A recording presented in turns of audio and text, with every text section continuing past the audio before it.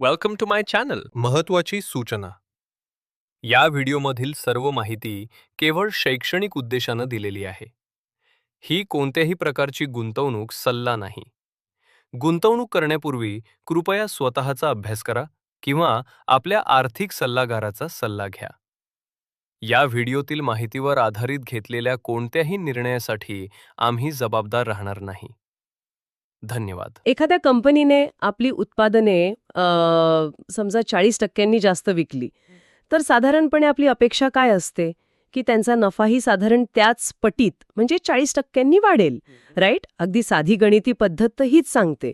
पण समजा एखाद्या कंपनीने आपली विक्री 40% वाढवली, मात्र त्यांचा नफा चक्क 70% उसळला, आणि हे सगळं साध्य केलं ते अक्षरशः स्फोट घडवून आणणाऱ्या वस्तू विकून, तर तिथे नक्कीच काहीतरी वेगळं आणि धक्कादायक घडते असं मला वाटतं. नक्कीच. आणि आज आपण सोलार इंडस्ट्रीजच्या आर्थिक वर्ष 2026च्या चौथ्या तिमाहीच्या निकालांची जी सखोल चिरफाड करणार आहोत, तिचं मुख्य कारण हेच आकडे आहेत. म्हणजे बाजारात रोज शेकडो कंपन्यांचे निकाल येत असतात, पण काही निकाल असे असतात जे केवळ आकडेवारीच्या पलीकडे जाऊन एका खूप मोठ्या बदलाची साक्ष देतात. जेव्हा विक्री आणि नफ्यामध्ये इतकी मोठी तफावत दिसते ना, तेव्हा तो केवळ योगायोग नसतो. एक्झॅक्टली. आणि म्हणूनच आज आपण फक्त हे कोरडे आकडे वाचून दाखवणार नाही आहोत. आपल्याला या सगळ्या प्रक्रियेच्या मुळाशी जायचं आहे. कारण मी जेव्हा सोलार इंडस्ट्रीजच्या ज्या निकालांवर नजर टाकली, तेव्हा महसुलाचा किंवा रेव्हेन्यूचा आकडा गेल्या वर्षीच्या 2167 कोटींवरून थेट 3053 कोटींवर पोचलेला दिसला. म्हणजे जवळपास 41% वाढ. हो ना, ही 41% वाढ आहे. म्हणजे बाजारात त्यांच्या उत्पादनांना प्रचंड मागणी आहे हे तर स्पष्टच दिसतंय. पण इथेच मला एक मोठा प्रश्न पडतो. महसूल 41% वाढला, पण निव्वळ नफा 346 कोटींवरून थेट 556 कोटींवर कसा गेला? बापरे, थेट 556 कोटी. हो, ही तब्बल 70% वाढ आहे. म्हणजे हे कसं शक्य आहे? ते ग्राहकांकडून जास्त पैसे उकळायला लागले आहेत का, की मक्तेदारीचा फायदा घेऊन त्याने अचानक किमती वाढवल्या आहेत? बरं, किमती वाढवणे हा याचा एक छोटा भाग नक्कीच असू शकतो, पण खरं कारण यामागे ऑपरेटिंग लेव्हरेज या संकल्पनेत दडलेला आहे. म्हणजे आपण याला एका मोठ्या पायाभूत सुविधेच्या उदाहरणावरून समजूया. ओके, कसं? समजा लष्करी वाहनांसाठी एक अत्यंत सुरक्षित आणि खास तंत्रज्ञान असलेला टोल रस्ता बांधायचा आहे. आता सुरुवातीला हा रस्ता बांधायला, तिथे अत्याधुनिक सुरक्षेची यंत्रणा बसवायला आणि सरकारच्या कडक अटी पूर्ण करायला प्रचंड मोठा खर्च येतो. हा खर्च जो असतो ना, तो फिक्स्ड म्हणजे निश्चित असतो. राईट. म्हणजे एकदा तो मोठा खर्च झाला की झाला. अगदी बरोबर. पण एकदा का तो रस्ता तयार झाला आणि तिथून गाड्या जाऊ लागल्या, की त्यानंतर 10 गाड्या गेल्या काय किंवा 1000 गाड्या गेल्या काय, त्या रस्त्याच्या देखभालीचा खर्च काही फारसा वाढत नाही. म्हणजे अशा वेळी येणारी प्रत्येक अतिरिक्त गाडी थेट नफ्यात भर घालते. एक्झॅक्टली. आणि सोलर इंडस्ट्रीजच्या बाबतीतही अगदी हेच घडतंय. ओके, म्हणजे हे एखाद्या बेकरीसारखं आहे असं आपण म्हणू शकतो का? म्हणजे समजा एखाद्या बेकरीने गेल्या वर्षीपेक्षा 41% जास्त केक विकले, पण त्यांच्या गल्ल्यात मात्र 70% जास्त नफा जमा झाला, कारण अवेन किंवा दुकानाचं भाडं तर तेवढंच आहे. अगदी चपखल उदाहरण आहे हे. सोलर इंडस्ट्रीजने स्फोटके आणि डिफेन्सची उपकरणे बनवण्याचे जे कारखाने उभारले आहेत, त्यासाठी त्यांनी तो मोठा खर्च आधीच केलेला आहे. त्याचाच फायदा त्यांना आता मिळतोय. म्हणजे नवीन उत्पादने बनवताना त्यांचा तो सुरुवातीचा मोठा फिक्स्ड कॉस्ट पुन्हा लागत नाहीये, फक्त कच्च्या मालाचा तेवढाच खर्च वाढतोय. हो, त्यामुळे जो अतिरिक्त रेव्हेन्यू येतोय तो थेट त्यांच्या बॉटम लाईनमध्ये म्हणजेच नफ्यात जाऊन जमा होतोय. हाच तो खरा फरक आहे. आणि एक लक्षात घ्या, या क्षेत्रात कोणत्याही नवीन कंपनीला प्रवेश करणे अत्यंत कठीण असते. कारण परवानग्या आणि ते सगळं असणार, राईट? हो ना.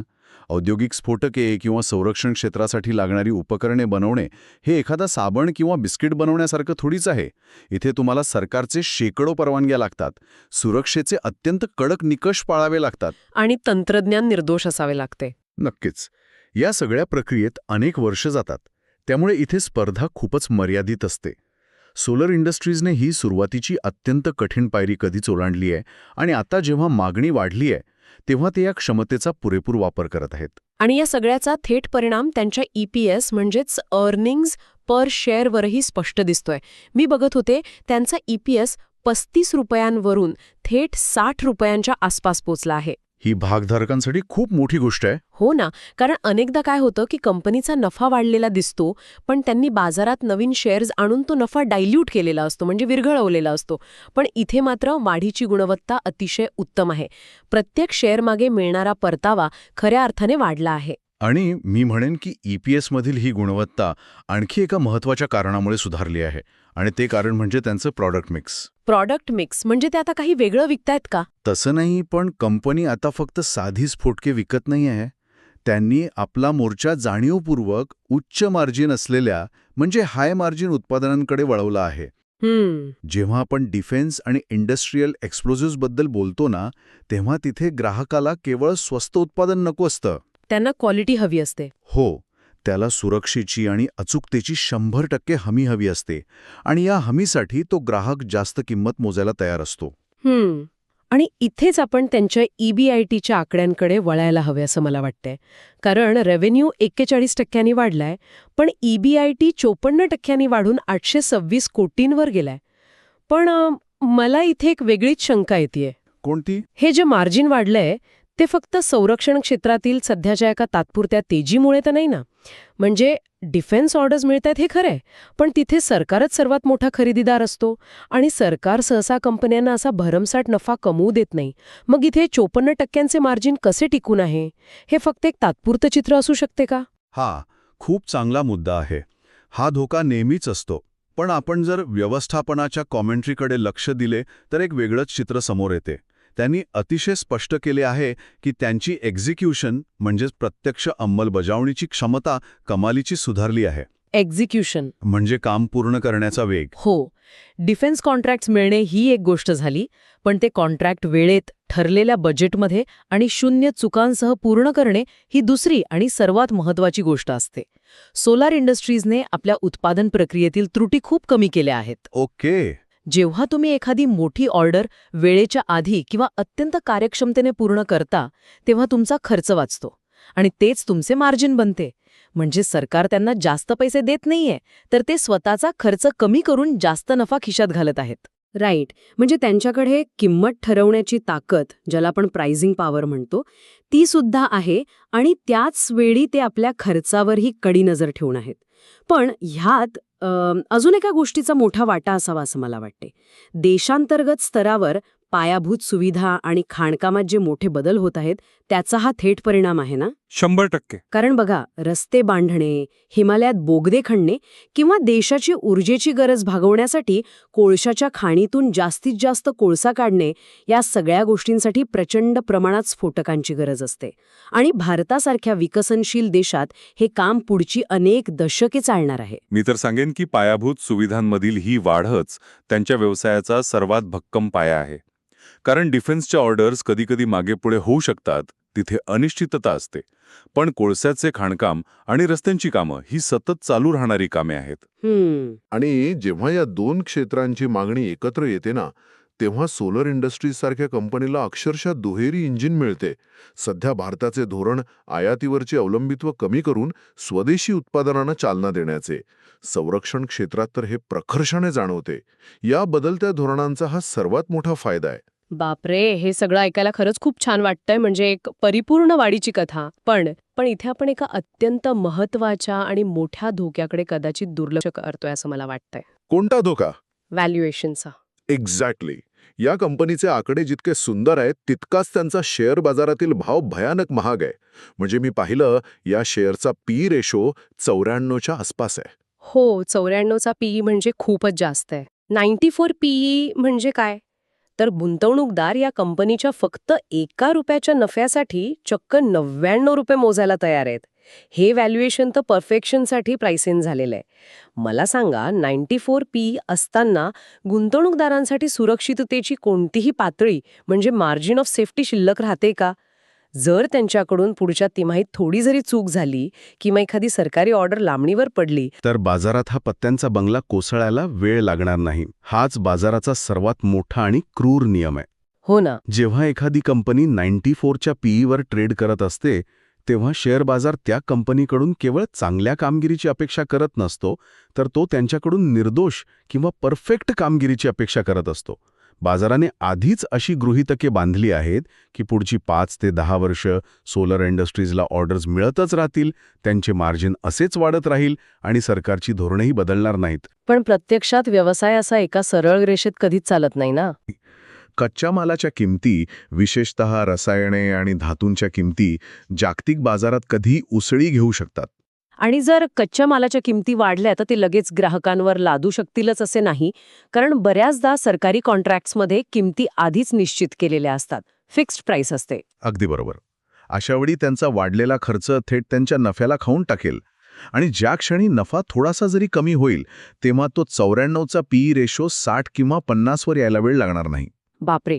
त्यामुळे शेअरच्या किमतीत खूप मोठी पडझड होऊ शकते, गुंतवणूकदारांचे मोठे नुकसान होऊ शकतं. याशिवाय आणखी एक तात्कालिक धोका असतो, तो म्हणजे प्रॉफिट बुकिंगचा. जेव्हा एखादा शेअर खूप कमी वेळात प्रचंड परतावा देतो तेव्हा अनेक मोठे गुंतवणूकदार किंवा ज्यांना आपण संस्थात्मक गुंतवणूकदार म्हणतो, ते आपला नफा सुरक्षित करण्यासाठी शेअर्स विकायला सुरुवात करतात. राईट. त्यांना प्रॉफिट कॅश इन करायचं असतो. हो. आणि या विक्रीच्या दबावामुळे अल्पावधीत शेअरच्या किमतीत प्रचंड अस्थिरता किंवा व्होलॅटिलिटी येऊ शकते. कंपनी कितीही चांगली असली तरी शेअर बाजारातील ही अस्थिरता गुंतवणूकदारांचा संयमाची अक्षरशः परीक्षा घेते. त्यामुळे अल्पावधीसाठी हा शेअर खूप वर-खाली होऊ शकतो. पण जर आपण ही अल्पावधीची अस्थिरता बाजूला ठेवली आणि एका दीर्घकालीन दृष्टिकोनातून विचार केला तर चित्र काय सांगते? कारण बऱ्याचदा बाजारात असाही एक समज आहे की महान कंपन्या महागच मिळतात. जर भारताला खरंच डिफेन्स मॅन्युफॅक्चरिंग हब बनायचे असेल आणि आपली पायाभूत सुविधा जागतिक दर्जाची करायची असेल तर अशा कंपन्यांकडे दुर्लक्ष करून चालणार नाही. दीर्घकालीन वाढीची हीच ती मूळ कथा आहे. जोपर्यंत देशात इन्फ्रास्ट्रक्चर आणि खाणकामाचा वेग कायम आहे तोपर्यंत या स्फोटकांची मागणी कधीच कमी होणार नाही. आणि यात अजून एक अँगल आहे, डिफेन्स एक्सपोर्ट्स. म्हणजे भारताकडून इतर देशांना होणारी शस्त्रास्त्रांची निर्यात. एक्झॅक्टली. ती निर्यात आता वाढू लागली आहे. हे एक नवीन आणि खूप मोठे मार्केट आहे जे सोलार इंडस्ट्रीजसाठी खुलं होत आहे. त्यामुळे व्हॅल्युएशन जरी महाग असले तरी त्यांच्या वाढीसाठी आवश्यक असणारी रनवे म्हणजेच भविष्यातील संधी खूप मोठी आहे. पण तरीही माझं असं ठाम मत आहे की कोणत्याही एका कंपनीत डोळे झाकून गुंतवणूक करणे कधीच शहाणपणाचं नसते. नक्कीच. म्हणजे या संपूर्ण चर्चेवरून आपण असा निष्कर्ष काढू शकतो की सोलार इंडस्ट्रीचे हे निकाल खऱ्या अर्थाने अतिशय मजबूत आहेत. त्यांचा व्यवसाय चालवण्याची पद्धत, मार्जिनमध्ये झालेली वाढ आणि EPS मधली ती मोठी झेप हे सर्व एका उत्तम व्यवस्थापनाचे लक्षण आहे. पण त्याच नाण्याची दुसरी बाजू म्हणजे त्यांचे अतिमहागडे व्हॅल्युएशन. बाजाराने त्यांच्या भविष्यातील यशाला आधीच शेअरच्या किमतीत सामावून घेतले आहे. त्यामुळे इथे जोखीम आणि परतावा यांचा समतोल राखणे हीच गुंतवणूकदारांसाठी सर्वात मोठी कसरत असणार आहे. बरोबर. व्यवसायाचे मूलभूत आधार अत्यंत भक्कम आहेत यात शंकाच नाही. पण बाजारातील किंमत त्या भक्कमपणाची पुरेपूर किंमत आजच वसूल करत आहे. त्यामुळे नव्याने याकडे पाहणाऱ्यांनी हे व्हॅल्युएशनचं गणित नक्की लक्षात ठेवायला हवंय. अगदी बरोबर. या सखोल चिरफाडीच्या शेवटी मला एक अत्यंत महत्त्वाचा आणि थोडा विचार करायला लावणारा मुद्दा मांडावासा वाटतो.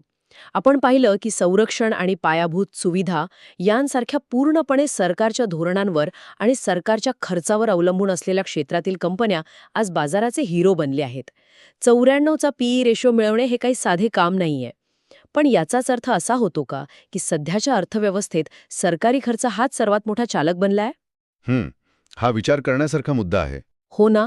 जर उद्या जागतिक परिस्थिती बदलली किंवा काही कारणांस्तव सरकारने या क्षेत्रांकडे वळणारा निधी कमी केला किंवा खासगी क्षेत्राला अधिक स्पर्धात्मक बनवले तर पूर्णपणे सरकारी बजेटवर अवलंबून राहणाऱ्या या हाय फ्लाइंग कंपन्यांचे काय होईल?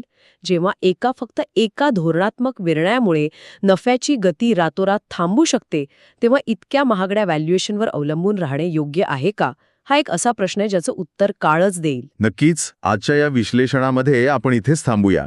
या सर्व गुंतागुंतीच्या आकड्यांमागील सत्य शोधण्याचा हा प्रयत्न जे कोणी ऐकत आहेत त्यांना नक्कीच विचार करायला लावणारा ठरला असेल अशी माझी खात्री आहे. व्हिडिओ आवडला असेल तर लाईक करा आणि अशाच युजफुल व्हिडिओसाठी चॅनलला सबस्क्राईब करायला विसरू नका.